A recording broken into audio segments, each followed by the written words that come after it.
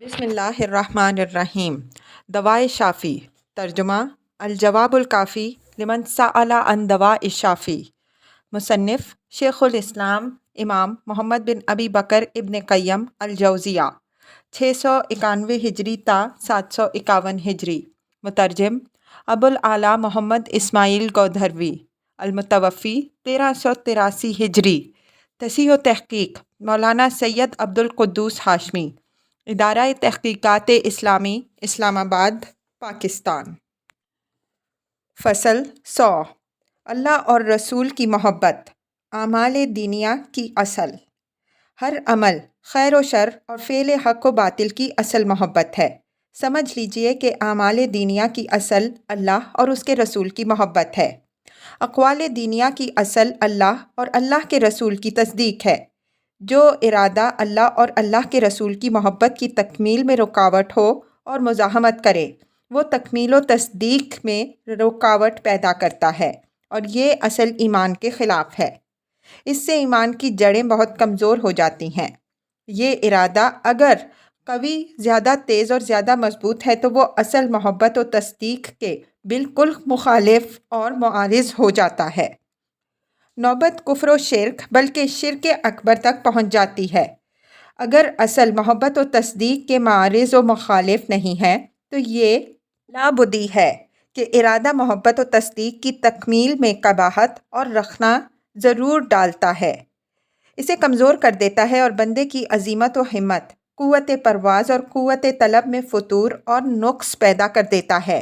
پھر وصل اور وصال، واصل و وصول اور حصول مطلوب کی راہ میں یہ چیز ایک زبردست حجاب بن جاتی ہے، طالب کی راہ کاٹ دیتی ہے اور راغب کی رغبت کو تلخ کر دیتی ہے۔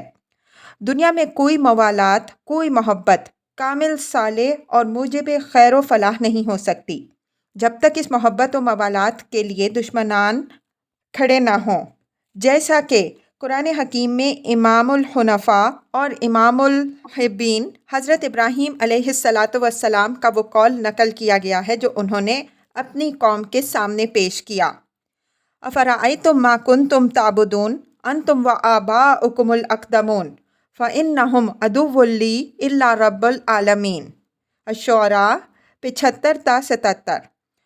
کچھ تمہیں خبر بھی ہے کہ جن چیزوں کو تم اور تمہارے اگلے باپ دادا پوجتے چلے آ رہے ہیں یہ تو میرے دشمن ہیں، ہاں میرا دوست پروردگار عالم ہے۔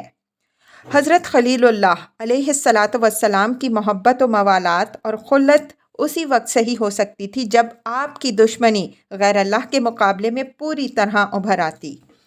اللہ تعالیٰ سے دوستی، ولایت، موالات، مودت اسی وقت صحیح ہو سکتی ہے کہ وہ اللہ کے سوا ہر معبود سے اپنے کو بری کر لیتے اور تمام معبودان باطل سے پوری قوت سے اپنے کو بری اور پاکیزہ بنا لیتے۔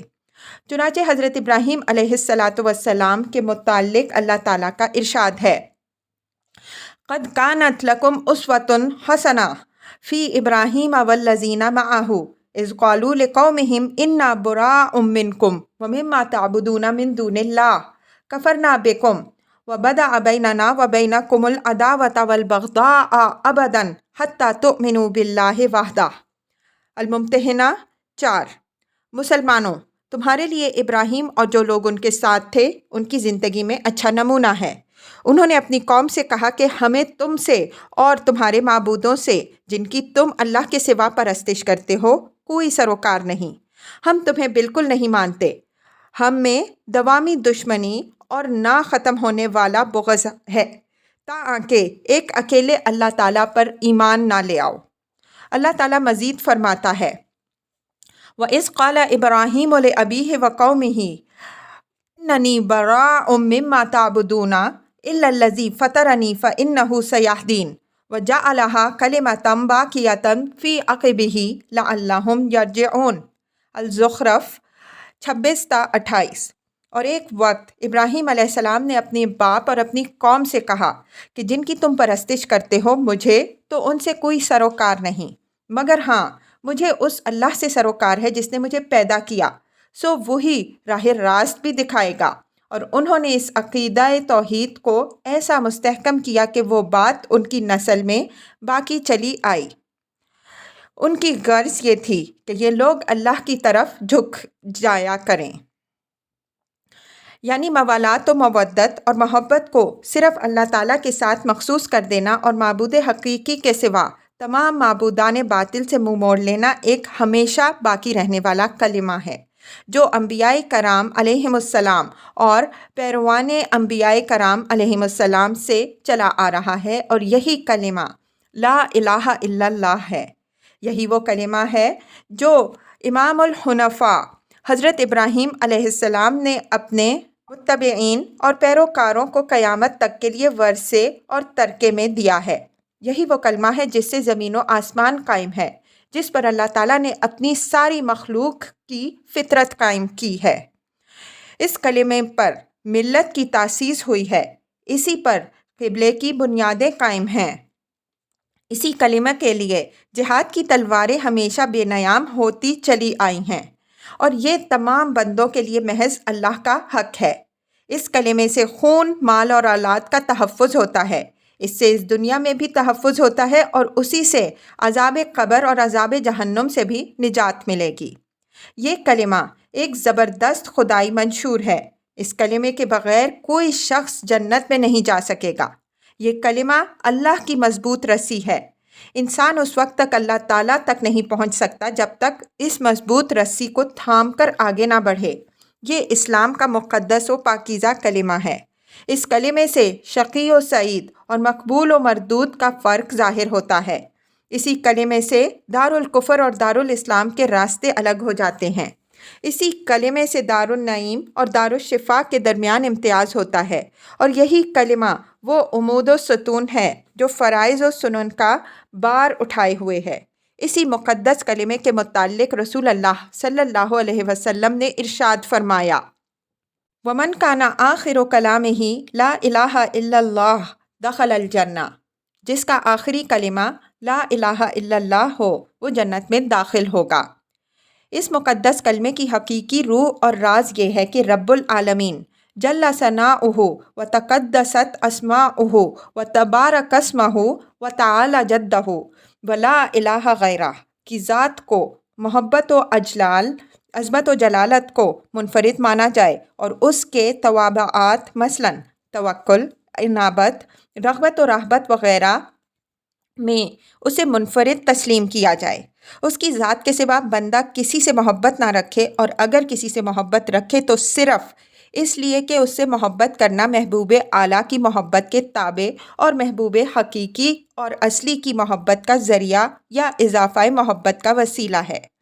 ایسا بندہ اللہ تعالیٰ کی ذات کے سوا کسی سے نہیں ڈرتا، اور اللہ تعالیٰ کی ذات کے سوا کسی سے امید وابستہ نہیں رکھتا، کسی پر توکل و اعتماد نہیں کرتا، رغبت و رہبت اور امید و بیم صرف ذات الہی سے رکھتا ہے، اور بس وہ قسم کھاتا ہے تو صرف اللہ کی، نظر مانگتا ہے تو صرف اس کی، توبہ و انابت کے لیے ہاتھ پھیلاتا ہے تو صرف اس کے سامنے، اطاعت و پیروی کرتا ہے تو صرف اللہ کی، طلب خیر اور فلاح کی آرزو رکھتا ہے تو صرف بارگاہ خداوندی سے، ہمہ قسم کے شدائد و تکالیف میں امداد و استعانت کا ہاتھ پھیلایا کرتا ہے تو صرف اس کے سامنے، التجا کرتا ہے تو اسی کی بارگاہ میں، سجدہ کرتا ہے تو اسی کی جناب میں، ذبح کرتا ہے تو اسی کے لیے، اسی کے نام پر اور اسی کے نام سے۔ تمام امور اگر ایک جملے میں جمع کر دیے جائیں تو کہیں کہ ہمہ قسم کی عبادتیں صرف اللہ ہی کے لیے ہیں، وہ تمام عبادتوں کا حقدار ہے۔ کلمہ لا الہ الا اللہ کی حقیقت بھی یہی ہے۔ یہی وجہ ہے کہ حقیقی معنی میں اس کلمے کی شہادت دینے والے پر اللہ تعالیٰ نے جہنم حرام کر دی ہے۔ فرمایا ہے کہ جو شخص اس حقیقت کے ساتھ کلمہ شہادت کی تصدیق کرے گا اور اس پر قائم رہے گا، اس کا جہنم میں جانا محال اور ناممکن ہے۔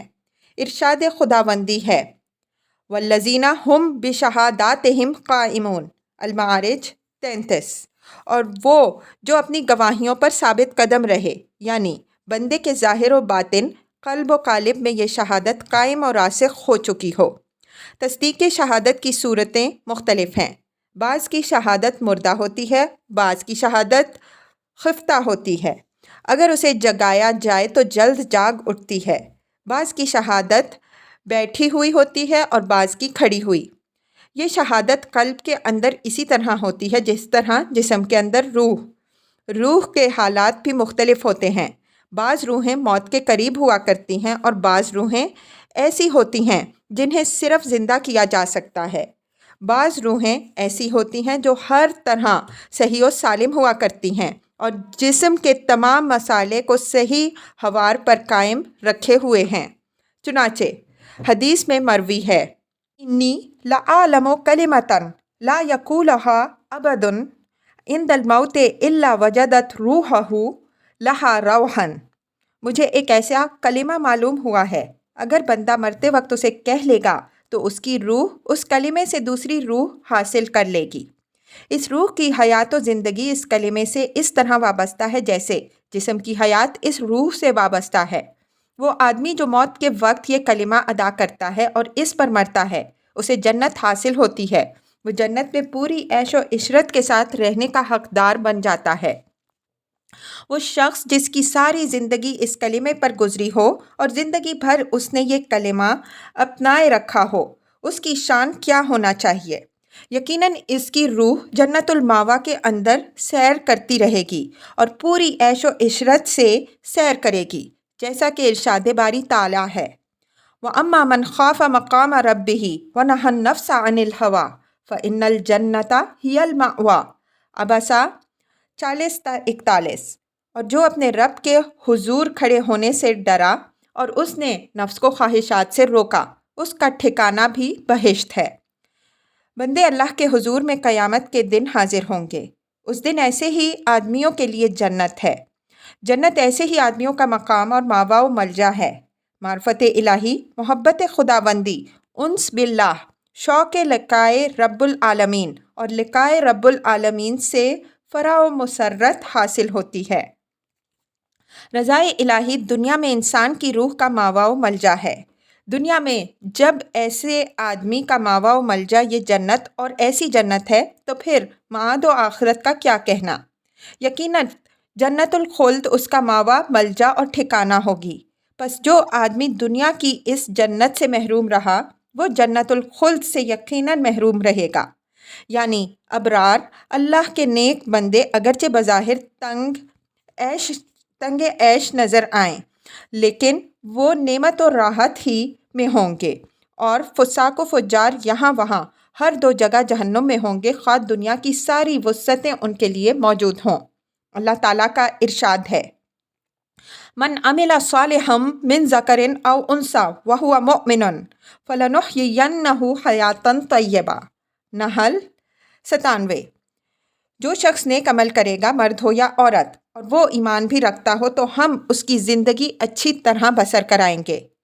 جس طیب حیات اور بہترین زندگی کا ذکر ہوا ہے وہ اسی دنیا کی زندگی ہے اور اسی بہترین زندگی کا نام دنیا کی جنت ہے، جیسا کہ ارشاد باری تعالیٰ ہے، فَمَن يُرِدِ اللَّهُ أَن يَهْدِيَهُ يَشْرَحْ صَدْرَهُ لِلْإِسْلَامِ وَمَن يُرِدْ أَن يُضِلَّهُ يَجْعَلْ صَدْرَهُ ضَيِّقًا حَرَجًا۔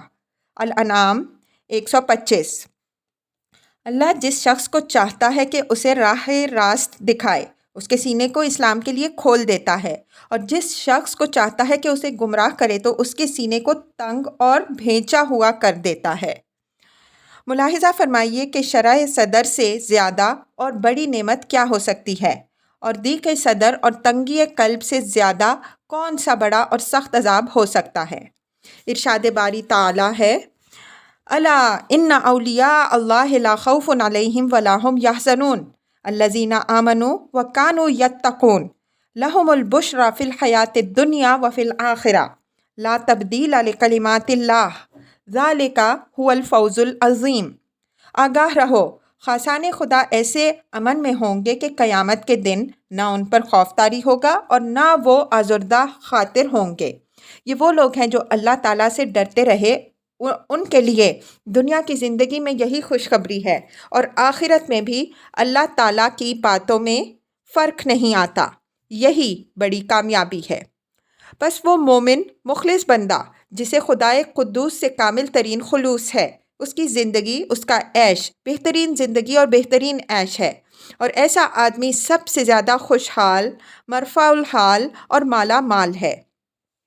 ایسے آدمی کو سب سے زیادہ انشراح صدر اور سرور قلب حاصل ہوتا ہے، اور یہ وہ جنت ہے جو اسے دنیا میں وعدے کی جنت سے قبل ہی حاصل ہو گئی تھی۔ خود حضرت صلی اللہ علیہ وسلم کا ارشاد ہے، اذا مررتم بریاض الجنہ فارتعوا، جب تم جنت کی کیاریوں میں سے گزرو تو اس میں سے چر لیا کرو۔ یہ سن کر صحابہ رضی اللہ عنہم اجمعین نے عرض کیا، یا رسول اللہ صلی اللہ علیہ وسلم، جنت کی کیاریاں کہاں اور کیا ہیں؟ آپ صلی اللہ علیہ وسلم نے فرمایا، حلق الذکر، ذکر خداوندی کے حلقے۔ اس قسم کی جنت کے متعلق آپ صلی اللہ علیہ وسلم کا یہ ارشاد ہے، ما بین بیتی و منبری روضۃ من ریاض الجنہ، میرے گھر اور میرے ممبر کے درمیان جنت کی کیاریاں ہیں۔ آپ صلی اللہ علیہ وسلم کا یہ ارشاد بھی اسی قسم کی جنت سے متعلق ہے۔ صحابہ رضوان اللہ تعالی علیہم اجمعین نے آپ صلی اللہ علیہ وسلم سے صوم وصال کے متعلق دریافت کیا۔ نوٹ: صوم وصال اس روزے کو کہتے ہیں کہ افطار اور سحری کھائے پیے بغیر کئی دن تک مسلسل و متواتر اور متصل روزے رکھے جائیں۔ اس طرح روزہ رکھنا شرعاً ممنوع اور حرام ہے۔ تو آپ صلی اللہ علیہ وسلم نے لوگوں کو منع کر دیا۔ صحابہ رضی اللہ عنہم اجمعین نے عرض کیا، انک تواصل، آپ تو اس طرح روزے رکھتے ہیں۔ آپ صلی اللہ علیہ وسلم نے جواب دیا، انی لست کہیئتکم، انی اذل عند ربی یطعمنی و یسقینی، میں تمہاری طرح نہیں ہوں، میرا حال یہ ہے کہ میرا رب مجھے کھلاتا ہے اور پلاتا بھی ہے۔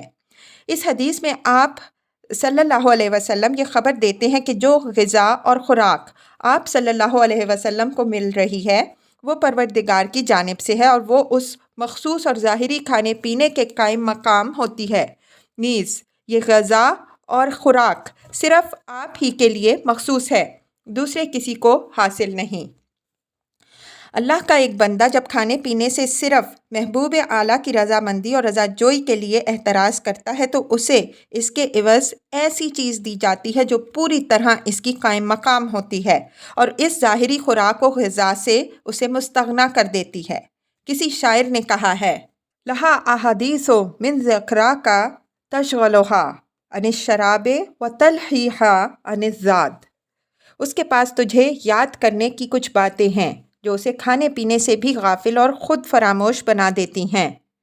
لہا بوجہک نور یستضیء بہ ومن حدیثک فی اعقابھا ہادی، تیرے چہرے کے نور سے وہ روشنی حاصل کرتی ہے اور تیری گفتگو اس کے لیے ہدی خوانی کرتی ہے۔ اذا اشتقت من کلال السیر او ادھا روحا للقاء فتحیی عند میعادی، جب سفر کی تھکان کی اسے شکایت پیدا ہوتی ہے تو ملاقات کی روح اسے وعدہ دے دیا کرتی ہے، ایک میعاد تک کے لیے پھر زندہ کر دیتی ہے۔ یہ وہ چیز ہے جس کا وجود بندے کے لیے مفید اور بندے کا سہارا بنتی ہے، اور بندہ اس کا محتاج ہے۔ اس کا فقدان بندے کے لیے سخت موجب تکلیف ہوگا۔ اسی طرح کسی چیز کا نہ ہونا بندے کے لیے نافع ہے تو اس کا وجود اس کے حق میں سخت تکلیف دہ ہوگا۔ کوئی ایسی چیز جو علی الاطلاق بندے کے حق میں نافع اور مفید ہے وہ صرف اقبال علی اللہ اور اشتغال بذکر اللہ ہے۔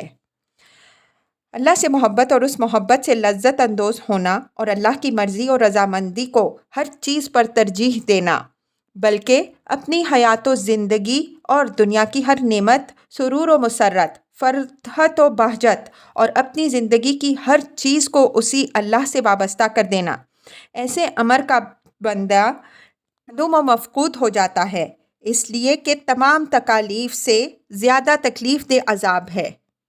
مگر چونکہ اس کی روح دوسرے ظاہری امور اور مشاغل میں خود مستغرق رہتی ہے، اس لیے یہ آلام و مصائب اور تکلیف و عذاب اس کی آنکھوں سے اوجھل رہتا ہے۔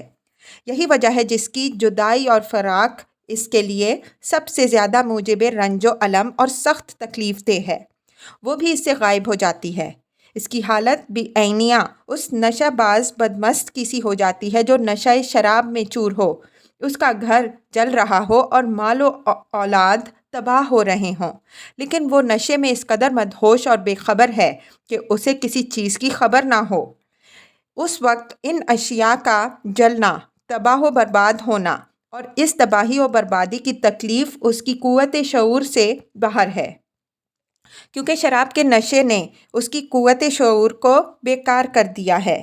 لیکن جب وہ صحیح تندرست ہو جائے، شراب کی بے ہوشی و مدہوشی سے اسے افاقہ ملے، تو اس وقت اسے اپنے حالات کا پتہ لگے۔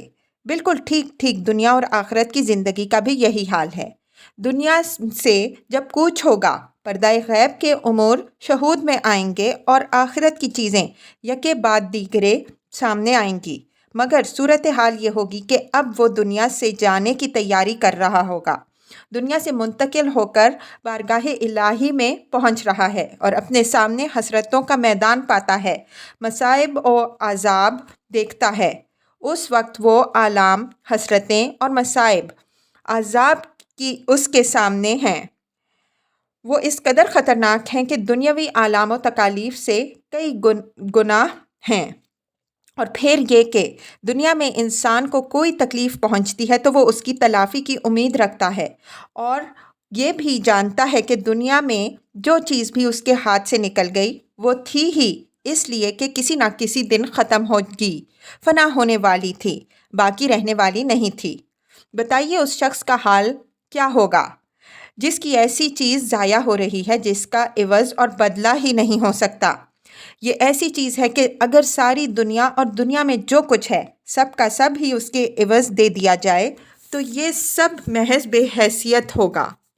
حق سبحانہ و تعالیٰ اگر اس فوت شدہ چیز اور اس حسرت و الم کے عوض اسے موت دے دے تو بندہ اس کا حقدار بھی ہے، اور موت ہی اس کے لیے ایک بہترین تمنا اور خوش آئند آرزو اور بڑی سے بڑی حسرت ہو سکتی ہے، مگر یہ تمام باتیں بھی اس وقت ہیں جب رنج و الم محض فوت شدہ اشیاء کے متعلق ہو۔ پھر اس شخص کا کیا حال ہے جس کی روح اور جسم پر دوسرے بہت سے امور کا بار بھی ہو، جس کے اٹھانے کی اس کے اندر طاقت و قدرت بھی نہ ہو۔ مبارک ہے وہ ذات جس نے اس ضعیف اور کمزور مخلوق کو اس قسم کے آلام و مصائب کا محمل بنایا اور اس کے کندھے اس قابل بنا دیے کہ ایسے عظیم و شان بوجھ کو اٹھا سکیں جسے بڑے بڑے پہاڑ بھی نہیں اٹھا سکے۔ اس وقت اپنے اس محبوب کو روبرو لے آئے جو آپ کو محبوب ترین ہو، جس کی جدائی آپ قطعاً گوارا نہ کریں۔